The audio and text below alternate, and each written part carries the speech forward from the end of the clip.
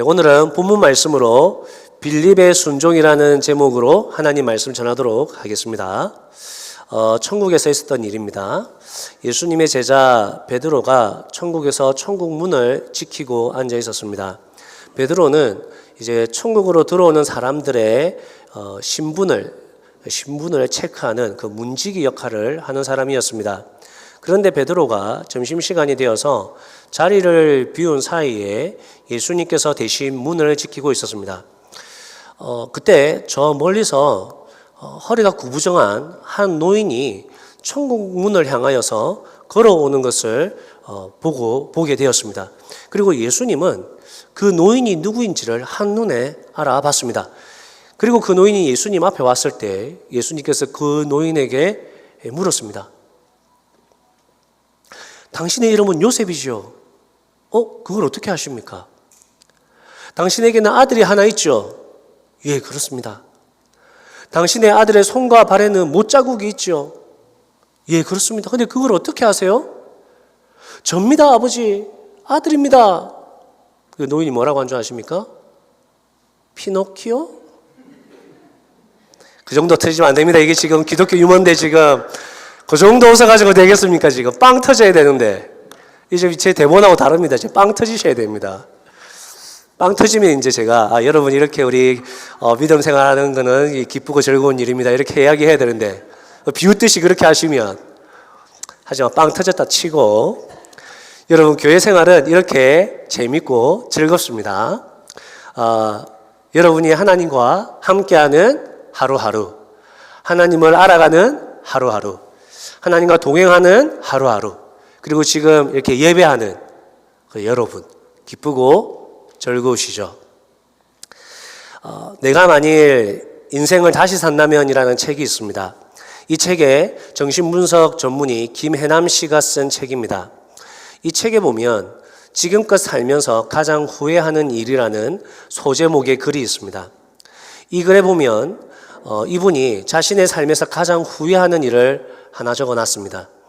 이분이 의사다 보니까 첫째 아이를 임신했음에도 불구하고 응급실에서 이제 일을 쉴 수가 없어서 일을 계속 하다가 결국은 첫째 아이를 유산하게 됩니다. 그때 이분에게는 아이에 대한 죄책감과 또 아이를 잃은 충격으로 아주 힘들어하던 그때였습니다. 그리고 그 다음에 이어지는 그 사람의 글입니다. 그러나 정말 시간이 약인가 보다. 어느덧 나는 두 아이를 낳았고 아들을 키우며 의사 생활을 계속했다. 병원 일하랴, 집안 일하랴, 두 아이 키우랴, 시부모 복양하랴. 하루가 어떻게 가는지 모르는 날들의 연속이었다. 하지만 남편과 가족들 모두 도와주지 않는데 네 가지 역할을 다 하려고 하니 그 어느 것 하나 제대로 하는 게 없을 수밖에 없었다. 그래도 딴에는 최선을 다하는 건데 병원에서도 집에서도 그걸 알아주는 사람은 아무도 없었다. 게다가 엄마로서 아이들을 제대로 돌보지 못한다는 죄책감과 미안함에 감히 힘들다고 말하지도 못했다. 그러는 사이 아이를 키우는 것도 병원 일을 하는 것도 집안일을 하는 것도 모두 다 숙제처럼 하기 싫지만 해야만 하는 일들이 되어버렸다. 아침에 일어나면 오늘 하루를 또 어떻게 버텨야 하나 한숨이 먼저 나왔다. 어느 순간 나는 웃음을 잃어버렸다. 왜 나 혼자 이 모든 것을 감당해야 하나라는 피해의식에 사로잡혀 남편과 가족들을 원망하고 불공평한 세상을 원망했다. 지금껏 살면서 가장 후회하는 것, 그것은 바로 그때 삶을 즐기지 못했다는 것이다. 아이를 키우는 기쁨을 즐기기는커녕 행여아이에게 부족하고 좋은 엄마가 안 될까 스스로 닥달하면서 살았고 일의 기쁨과 행복을 느끼기보다 행여 뒤처질세라 쫓기듯이 일을 하고 공부했다. 삶을 즐기려고 마음먹었다면 시간을 분배하고 내가 할 수 있는 일과 할 수 없는 일을 구분해 가족에게 도움을 청했을 텐데 나는 그러지 못했다. 삶을 즐기려고 마음먹었다면 집에 가자마자 저녁 준비한다고 서두르기 전에 아이와 눈 한 번 더 마주치며 안아주었을 텐데 나는 그러지 못했다. 삶을 즐기려고 마음먹었다면 출근하며 하늘 한번 쳐다볼 여유를 가지고 환자들을 기쁘게 맞이할 수 있었을 텐데 나는 그러지 못했다. 여러분 어떻습니까? 혹시 여러분도 이 책의 저자처럼 책임감과 의무감, 강박과 피해의식, 열등감과 자괴감에 빠져서 후에 지금을 돌아보았을 때 후회하고 있는 그 삶을 살고 있지는 않으십니까? 제가 여러분들에게 말씀드리는 것은 여러분 너무 열심히 살지 마십시오. 즐기며 사십시오. 이 말을 드리는 것이 절대 아닙니다. 제가 말씀드리는 것은 후회 없는 신앙생활을 해야 한다는 것입니다. 그럼 후회 없는 신앙생활이 뭡니까? 하나님과 함께하는 즐거움, 일상에서 하나님과 동행하는 기쁨, 하나님으로부터 오는 든든함. 우리가 그래도 그리스도인인데 일상의 삶을 즐겁게 살아가는 그 세상의 사람들을 넘어서는 그 즐거움, 그 평안함, 그 기쁨, 그런 것들이 우리의 삶에 있어야 한다는 것입니다. 혹시 책임감 때문에 매주 목장에 참석하시는 분이 있습니까? 의무감 때문에 주일 예배 1시간 전에 와서 주일 예배를 위해 세팅을 하시지는 않으셨습니까? 목자가 상 공부해라 하니까 억지로 등록하고 교회고 뭐고 사실은 그냥 딱 잠수 타고 싶은데 혹시나 그래서 하나님께 벌 받을까 봐 잠수는 못 하겠고 자신의 입지가 있으니 주변 사람들의 눈치가 보여서 뭐 다른 일들은 할 수 없고 어쩔 수 없이 헌신하고 어쩔 수 없이 억지로 책임감에 의무감에 하나님을 섬기는 즐거움 없이 혹시 그렇게 하나님을 섬기고 계시지는 않으십니까? 우리는 지난 시간에 이런 후회할 수밖에 없는 삶에서 벗어나는 법을 배웠습니다. 여러분 그게 무엇이죠? 알바트로스처럼 성령 하나님의 능력으로 사는 것입니다. 나의 힘과 내 생각대로 살 때 여러분은 지금의 삶에서 벗어날 수 없습니다. 하지만 성령 하나님의 바람을 타고 여러분의 삶을 살아간다면 여러분은 자신의 옛자아를 부인하고 하나님께서 맡겨주신 십자가를 지고 신나고 즐겁게 가장 오랫동안 가장 높이 가장 멀리 나는 삶을 살 수 있을 줄 믿습니다. 그러면 여러분 성령 하나님의 능력으로 사는 것, 성령의 바람을 타며 사는 것, 그게 뭡니까? 무엇을 의미하는 것입니까? 그것은 하나님의 말씀에 순종하는 것입니다. 성령님의 인도를 따라 살아간다. 성령의 바람을 탄다. 그 말은 하나님의 말씀에 순종하는 삶을 산다는 것입니다. 여러분 하나님 말씀이 뭐죠? 성경입니다. 성경. 여러분이 설교를 듣고 성경을 읽고 묵상을 할 때 그 내용이 하나님께서 여러분에게 하시는 말씀으로 깨달아지고 그 말씀대로 살아갈 마음이 생기고 그 말씀대로 살아갈 수 있는 것은 누구 때문입니까? 성령님의 능력입니다. 우리 같이 이 말씀을 읽겠습니다. 시작. 그러나 보혜사 곧 아버지께서 내 이름으로 보내실 성령께서 너희에게 모든 것을 가르쳐 주실 것이며 또 내가 너희에게 말한 모든 것을 생각나게 하실 것이다. 무슨 말씀입니까? 보혜사는 변호사, 곁에서 돕는 자라는 뜻입니다. 즉 우리의 변호사 되시는 성령님께서 예수님의 말씀을 생각나게 하시고 하나님의 말씀이 무엇인지 가르쳐 주신다고 말씀하는 거죠. 그래서 성령님과 성경에 대한 관계는 우리가 분명히 정리하고 있어야 됩니다. 제가 읽어보겠습니다. 성령의 가르침이 충만한 곳에 성경이 있고 성경의 가르침이 충만한 곳에 성령이 계신다. 성령님은 성경의 기록자들에게 역사하셔서 그들이 그들의 말로 성경을 기록하게 하셨다. 그러니 실제적인 성경의 저자는 40여 명의 사람들이 아니라 성령님이시다. 성령님은 성도들의 마음에 빛을 비추어 말씀을 깨닫게 하시고 믿음을 일으켜 하나님을 바라보고 붙들게 하신다. 하나님을 안다고 할 때 참되게 아는 것은, 하나님을 참되게 아는 것은 객관적 외적 인식 원리인 성경과 주관적이고 내적 인식 원리인 성령님의 빛 비춰주심으로만 가능하다. 성령님과 성경을 떠나서는 하나님에 대한 지식을 절대 가질 수 없다. 여러분, 이 마지막 문장을 기억하십시오. 인간이 아무리 똑똑하고 이해력이 좋고 뛰어난 재능을 가지고 있다 할지라도 하나님에 대한 지식을 스스로 가질 수는 없습니다. 그래서 이 세상에 그렇게 똑똑한 사람들도 위대한 자연 속에 나타난 신의 손길을 보지만 그들이 그 위대한 신의 손을 본다 할지라도 귀신을 찾아가서 숭배하는 이유가 바로 그것입니다. 그들은 자연을 성경과 성령을 통해서 보지 못하는 것입니다. 그러니 여러분이 하나님을 믿고 하나님을 알아가고 하나님을 따를 수 있는 것은 오직 성경과 성령님을 통해서만 가능합니다. 그런데 오늘 성경에 보니까 주님의 천사가 등장합니다. 주님의 천사가 빌립에게 말했습니다. 무슨 말을 했겠습니까? 주님의 천사니까 하나님의 말씀을 빌립에게 전해준 것이죠. 근데 여러분, 주님의 천사는 성경입니까? 성경이지 않습니까?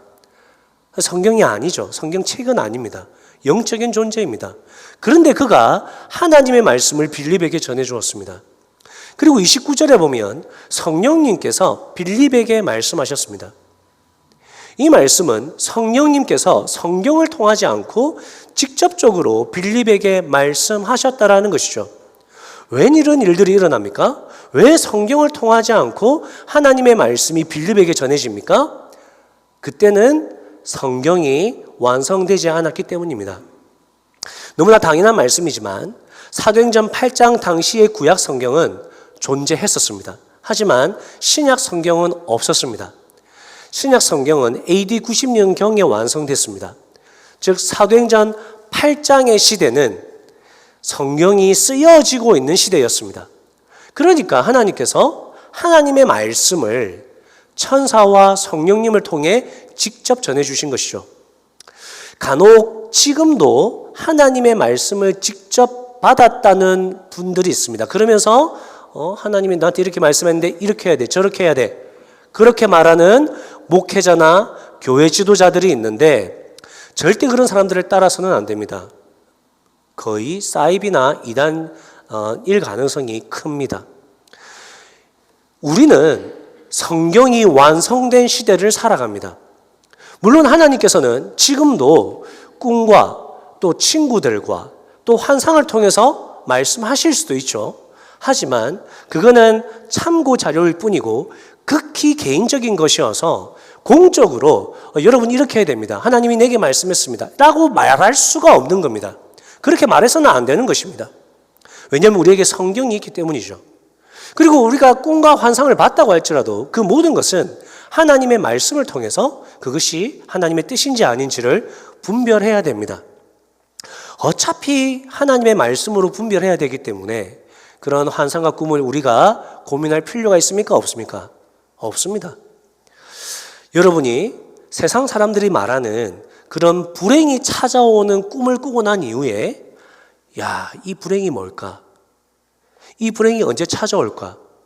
깊이 고민하는 것. 꿈에서 금 두꺼비를 보고 하나님이 나에게 복권을 사라는 것인가? 사지 말라는 것인가? 깊이 생각하는 것. 여러분들이 신비한 환상을 보고 이거 지금 이게 뭐지? 이게 무슨 뜻이지? 깊이 있게 고민하는 것. 신문이나 앱에서 오늘의 운세를 보고 오늘 양띠들 운수 대통한다는데 그게 뭘까? 깊이 있게 생각하는 것 다 쓸데없는 일입니다.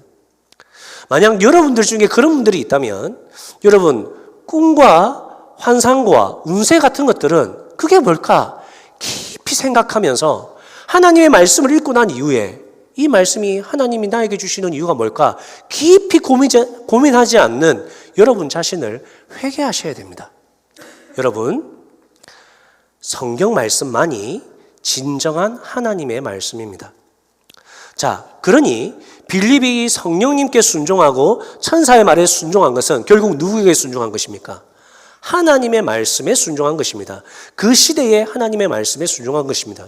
그럼 하나님께서 빌립에게 뭐라고 말씀하셨습니까? 26절에 보면 일어나서 남쪽으로 가서 예루살렘에서 가사로 내려가라. 그렇게 하나님이 말씀하십니다. 그 길은 광야길이다 말씀하십니다. 우리가 2주 전에 설교를 한번 돌아가 보십시다. 1주 전에 설교도 기억이 안 나는데 2주 전에 설교로 돌아가 보자니까 당황스럽겠지만 괜찮습니다. 같이 돌아가 보겠습니다. 지금 빌립이 어디에 있습니까? 빌립은 사마리아 성에 있습니다. 예수님의 십자가와 부활과 승천 사건 이후에 예수님의 제자들이 예루살렘에서 유대인들에게 예수님이 참된 구주이심을 전했습니다. 그랬더니 유대인이 어떻게 생각했냐면 자기들은 예수님을 구원자로 생각하지 않는데 예수님을 계속 전하고 또 예수님을 믿는 사람들이 많아지고 또 자기들의 세력이 약화되니까 그 유대인들이 이 교회를 핍박합니다. 그러다가 결국 스데반이 순교하는 사건까지 일어나면서 기독교인들은 예루살렘에서 이제 흩어지게 됩니다.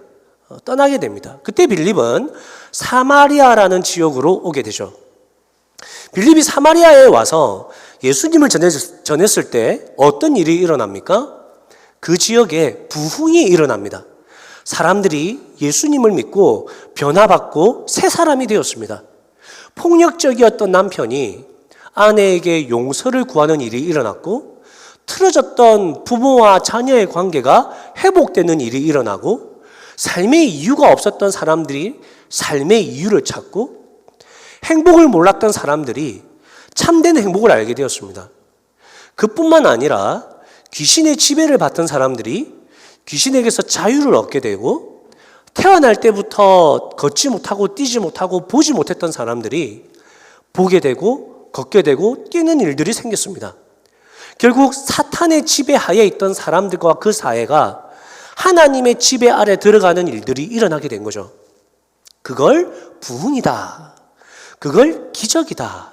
그걸 역전이다라고 이야기하는 겁니다. 그런데 그때 그렇게 모든 것이 잘 되고 있을 때 부흥으로 말미암아서 그 사마리아 성이 천국을 경험하고 있을 때 바로 그때 하나님께서는 빌립에게 그 지역을 떠나 광야로 가라고 말씀하십니다. 빌립이 그동안 그렇게 고생했는데 그렇게 고생해서 좋은 열매들을 많이 맺었는데 그러면 하나님께서는 빌립에게 사마리아 지역을 떠나서 좀 더 좋은 곳으로 보내주셔야 되지 않겠습니까? 더 큰 부흥이 있는 곳으로 빌립이 더 크게 쓰임받을 수 있는 곳으로 더 좋은 곳으로 보내주셔야 되는데 어디로 가라고 합니까? 광야로 가라라고 하나님 말씀합니다. 여러분 광야가 어디입니까? 아무것도 없는 곳입니다. 오히려 낮에는 뜨거운 태양과 밤에는 사르르 있는 추위가 있는 곳입니다. 심지어 독이 든 곤충과 맹수들까지 광야는 갈 곳이 못 됩니다. 그런데 하나님께서는 빌립을 광야로 가라고 하십니다. 그런데 빌립이 하나님의 말씀에 주저했다거나 또 이해가 안 돼서 하나님께 따졌다거나 또는 빌립이 열받았다는 그런 말씀은 성경에 없습니다. 27절에 보니까 빌립은 일어나서 가다가라고 기록하고 있습니다. 빌립은 하나님의 말씀이 떨어지자 그냥 그 자리에서 일어나서 즉각적으로 나아간 것입니다. 즉각적으로 하나님의 말씀에 순종했다는 것입니다. 여러분, 빌립은 도대체 어떤 뇌를 가지고 있었기 때문에 하나님의 말씀에 한 치 앞도 알 수 없는 그 말씀에 순종할 수 있게 되었습니까? 도대체 빌립이 무슨 생각을 하고 있었습니까? 빌립의 생각은 분명히 이것입니다. 사마리아 성에서 부흥을 경험했던 그것은 내가 한 것이 아니다. 내가 성경을 많이 봐서, 내가 기도를 많이 해서, 내가 전도를 열심히 해서 부흥을 경험한 것이 아니라 하나님께서 행하신 것이고 하나님의 업적이다. 나는 하나님의 도구로 쓰임 받았을 뿐이다.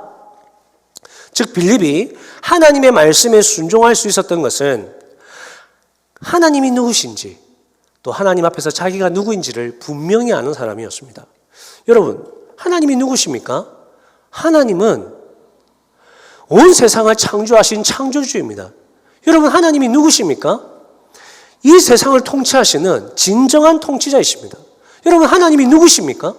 이 지구를 하나님의 그 한 손으로 착 쥐어짜서 가루로 만들어 버릴 수 있는 무서우면서도 강하시고 강하시면서도 전능하신 분이 바로 하나님이십니다. 여러분, 하나님이 누구십니까? 가난한 자를 부하게 하시고 망가진 인생을 성공시키시고 쓰러져가는 사람을 살리시고 볼품없고 쓸모없는 인생을 명품 인생으로 바꾸시는 분이 우리 하나님이십니다. 여러분, 하나님이 누구십니까? 죄로 인해 썩어 빠진 이 세상을 바로 그 자리에서 박살내지 않으시고 기다려주시고 또 우리를 기다려주시고 인내하시는 하나님, 사랑의 하나님, 우리 아버지 하나님이 우리가 믿는 하나님이십니다. 그러면 빌립은 누구입니까? 빌립은 스스로 생각할 때 자신이 하나님의 종이다. 나는 하나님의 백성이다. 나는 하나님의 일꾼이다. 나는 하나님의 도구다. 나는 하나님의 자녀이다. 빌립은 알았습니다. 빌립은 자신이 자신의 인생의 주인공이 아님을 알았습니다. 자신을 통해 나타나는 놀라운 업적과 성취는 자신의 것이 아니라 하나님 아버지의 것임을 알았습니다. 빌립은 입으로만 하나님은 나의 아버지십니다. 나의 주인이십니다. 하나님은 나의 왕이십니다. 그렇게 고백하는 자가 아니라 진실로 하나님 앞에 하나님이 나의 왕 되심과 주 되심을 고백하는 사람이었습니다. 그러니까 빌립은 계산하지 않았습니다. 그러니까 빌립은 자신이 광야에서 겪게 될 일에 대해서 따져보지 않고 하나님의 말씀에 즉각적으로 순종할 수 있었던 것입니다. 그럼 여러분, 반대로 누가 순종하지 않겠습니까? 계산기를 두드리는 사람입니다. 똑똑한 사람들입니다. 하나님 앞에서 머리를 돌리는 사람들입니다. 그 사람들 눈에는 뭐가 보이겠습니까? 자신이 광야에서 겪게 될 고생이 보이는 겁니다.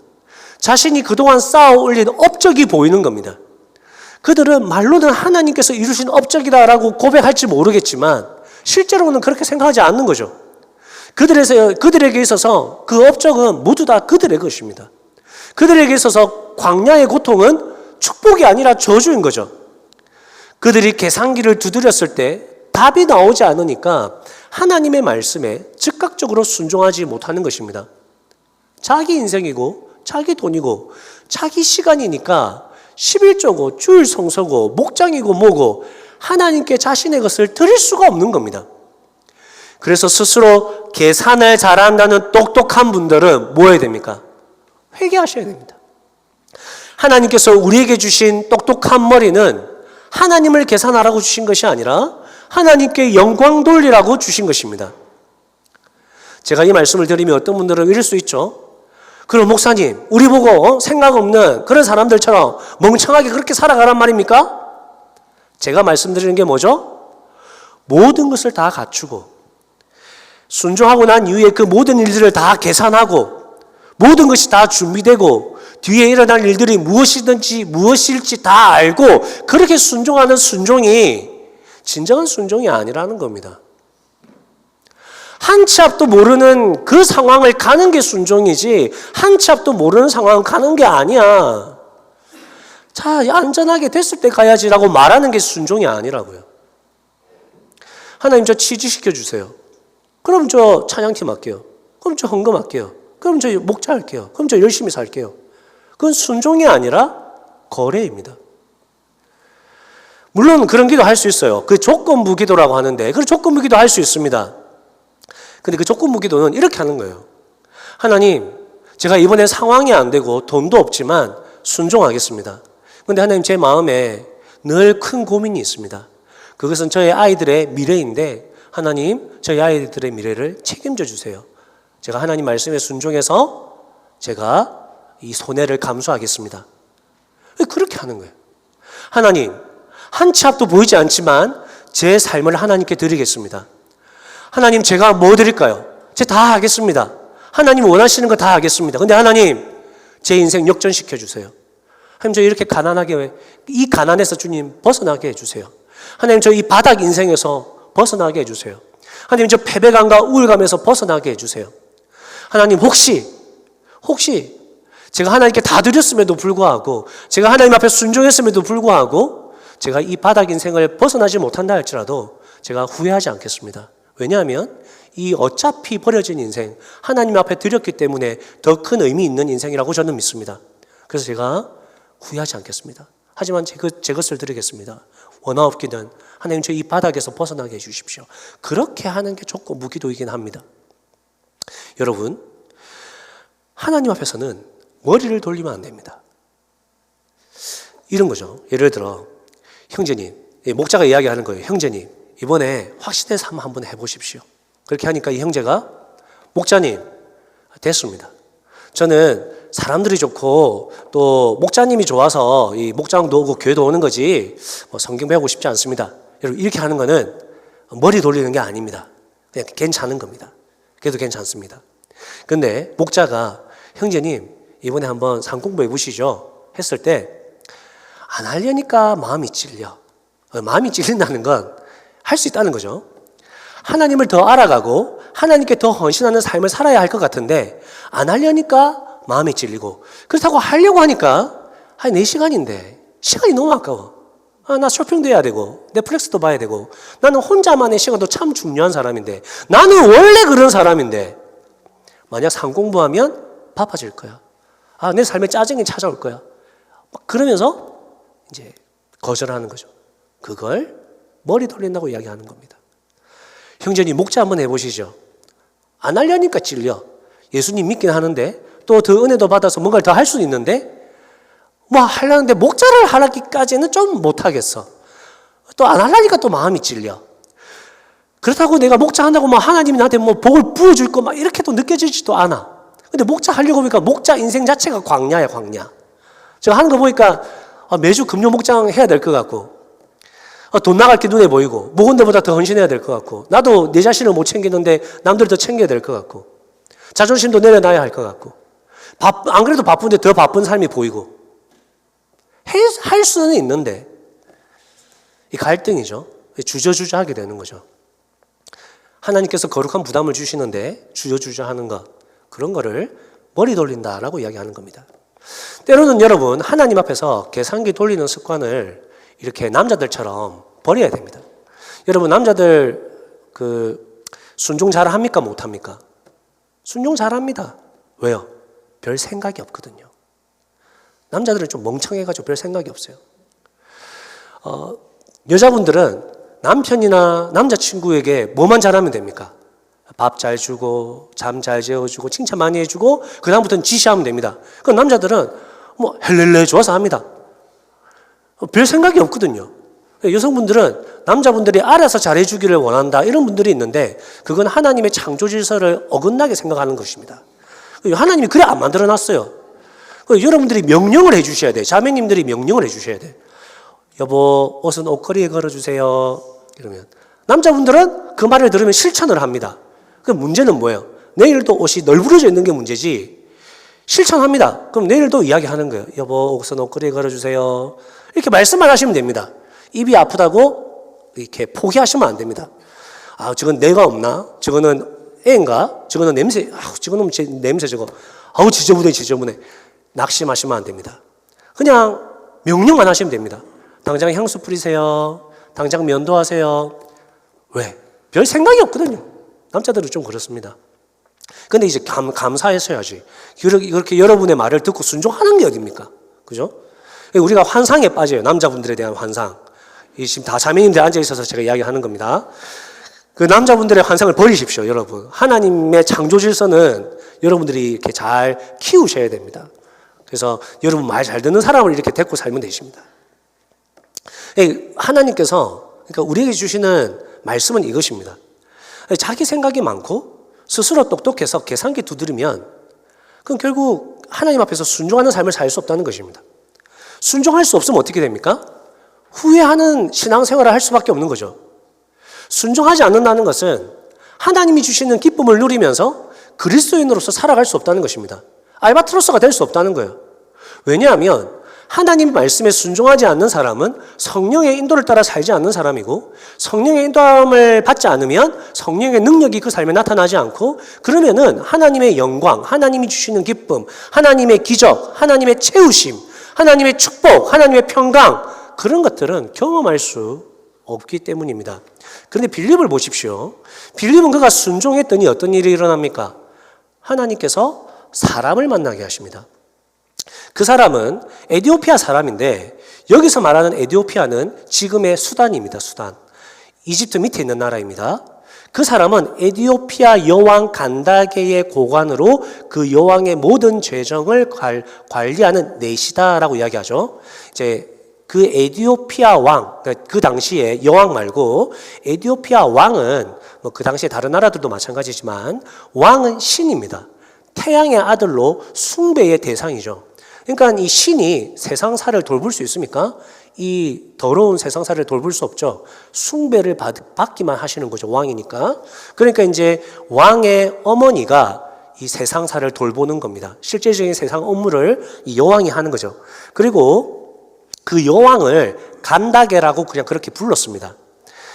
그리고 빌립이 만난 사람은 간다게의 내시라고 하죠. 그 내시인데 어떤 내시? 그 나라의 재무부 장관입니다. 재무부 장관. 즉 그는 간다게 여왕 곁에서 일하는 사람이었고, 즉 고위 관직에 있는 사람이었습니다.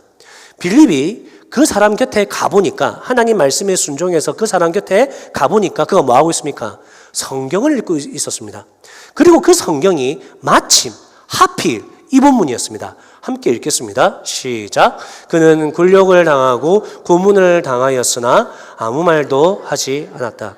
마치 도살장으로 끌려가는 어린 양처럼, 마치 털 깎는 사람 앞에서 잠잠한 암양처럼 끌려가기만 할 뿐 아무 말도 하지 않았다.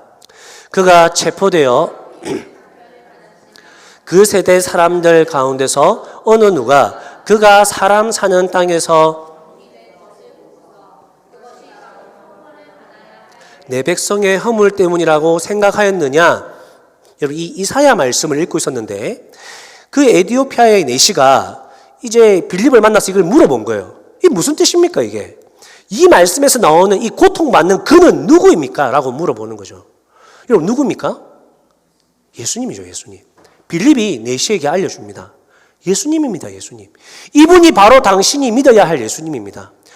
그분이 당신의 죄를 해결해 주셨습니다. 그분이 당신을 구원하셨습니다. 그분이 당신을 천국으로 보내주십니다. 그분이 당신을 하나님 자녀 되게 하셨습니다. 그분이 당신이 하나님을 아버지로 부르게 하셨습니다. 당신은 내시지요. 내시는 고자입니다. 고자는 거룩하신 하나님의 백성이 될 수 없습니다. 문제가 있는, 신체에 문제가 있는 사람들은 하나님의 백성으로 들어올 수 없죠. 그런데 예수님이 당신의 운명을 바꿔주셨습니다. 예수님께서 당신의 인생을 역전시켜 주셨습니다. 이제 당신도 예수님을 믿으면 하나님의 자녀가 될 수 있습니다. 참된 행복을 누릴 수 있습니다. 내시가 뭐라고 합니까? 내가 그분을 믿겠습니다. 내가 그분을 믿겠습니다. 세례를 받겠습니다. 성경은 그렇게 예수님을 믿고 하나님의 자녀가 된 내시가 어땠다고 기록합니까? 그래서 내시는 그를 더 이상 볼 수 없었지만 기쁨에 차서 가던 길을 갔다. 내시에게 예수님을 영접함으로 세상이 줄 수 없는 하나님의 큰 기쁨이 임했다는 것을 말씀합니다. 여러분, 이게 뭐죠? 우리가 이 세상에서 경험할 수 있는 가장 큰 기적이고 행복이고 기쁨입니다. 여러분, 생각해 보십시오. 결국 이 세상에는 영원한 것들만 남을 것입니다. 모든 것들은 다 없어질 것입니다. 하지만 영원한 것들만 남겠죠. 여러분, 영원한 게 뭡니까? 세 가지입니다. 첫 번째는 삼위일체 하나님이 영원하십니다. 두 번째는 성경에 보니까 하나님의 말씀과 하나님의 나라가 영원하다고 했습니다. 세 번째는 사람이 영원하다고 했습니다. 결국 사람들은 죽어서 지옥에서 영원할 것인가, 죽어서 천국에서 영원할 것인가, 그 차이일 뿐이라고 했습니다. 그럼 우리의 기쁨이 무엇이겠습니까? 우리가 예수님을 믿는다는 것은 우리가 이 세상에 가장 큰 기쁨을 가졌다는 것이고, 우리에게 있어서 가장 큰 기쁨은 나의 돈과 나의 시간과 나의 업적과 나의 성공을 통해 누군가가 예수님을 믿게 되는 것입니다. 그 사람이 천국에 가는 것입니다. 왜요? 다른 것들은 이 세상에서 없어질 것들이기 때문입니다. 그럼 여러분, 천국에 가서 생각해 보십시오. 천국에서 가장 큰 기쁨이 뭐겠습니까? 여러분이 천국에 온 것 말고, 여러분이 천국에서 하나님 만난 것 말고 가장 큰 기쁨이 뭘까요? 천국에서도 우리가 초가집에 살고 있나, 황금집에서 살고 있나, 그걸로 막 불평하고 그럴까요? 초가집에 살면 어떻고 황금집에 살면 어떻습니까? 어차피 천국인데. 제가 천국에서 초가집 살겠습니다. 여러분 황금집에서 사십시오. 여러분, 우리가 천국에서 제가 여러분의 집에서 하인 노릇을 하고 있으면 뭐하고, 하나님 곁에서 큰 일을 하고 있으면 뭐합니까? 어차피 천국이고, 어차피 하나님의 자녀고, 어차피 하나님의 부름을 받았는데, 천국에서 큰 기쁨이 뭐겠습니까? 천국에서 큰 기쁨은 바로 우리들입니다. 우리들. 여러분 옆에 있는 분들입니다. 천국 가면 나에게 있어서 큰 상과 큰 기쁨은 함께 구원받은 나의 동력자들입니다.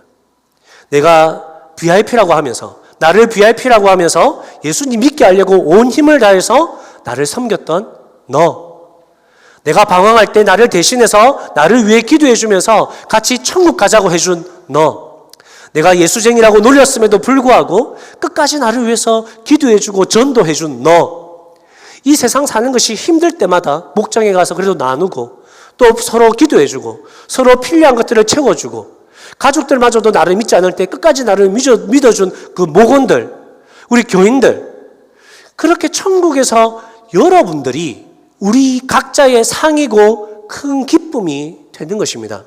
그러니 천국을 향해 나아가는 우리에게 있어서 소망하는 것이 뭐죠?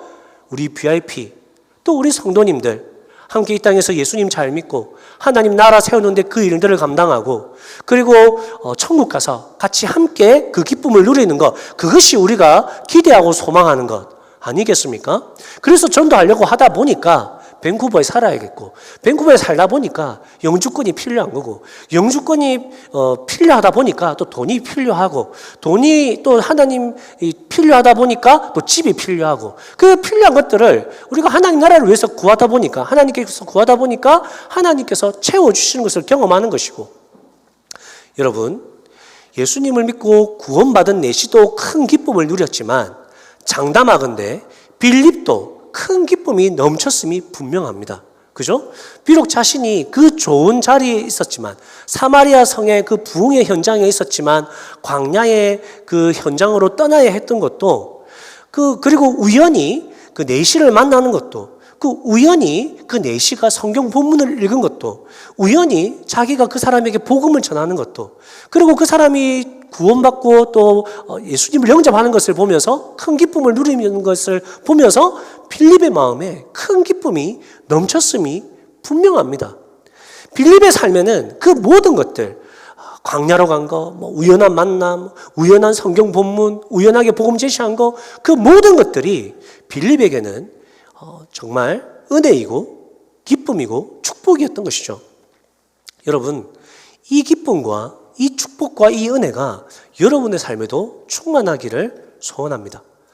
우연히 우리 교회 성도님들을 만나서 밴쿠버 제일장로교회에 등록하고, 우연히 설교 듣다가 내 이야기 같아서 눈물을 흘리고, 그러다가 어쩌다가 보니까 예수님을 믿게 되고, 예수님을 믿고 꿈이 생겼는데 그 꿈이 결국 주변 사람들에게 하나님의 사랑을 전하는 것이 되었고, 그렇게 하나님 사랑 전하려고 VIP 두고 기도하다 보니까 영주권이 나오고, 영주권이 나와서 어쩔 수 없이 집을 사고, 집을 샀는데 어쩔 수 없이 목장 생각해서 조금 더 큰 집 사고, 큰 집 샀다 보니까 우리 애들 또 나중에 3명이나 태어나가지고 그 집이 다 들어가서 살고. 여러분, 세상에서는 여러분들이 상상치도 못한 하나님의 계획과 뜻과 복들이 준비되어 있음을 여러분 믿으시기 바랍니다. 근데 누구에게? 하나님의 말씀에 순종하는 사람들에게, 하나님의 말씀에 목숨 거는 자에게, 하나님의 말씀의 틀 안에서 선택하고 결정하고 실천하는 자에게 그 은혜가 있을 줄 믿습니다. 네, 우리 함께 찬양하겠습니다. 예수 따라가며 찬양하겠습니다.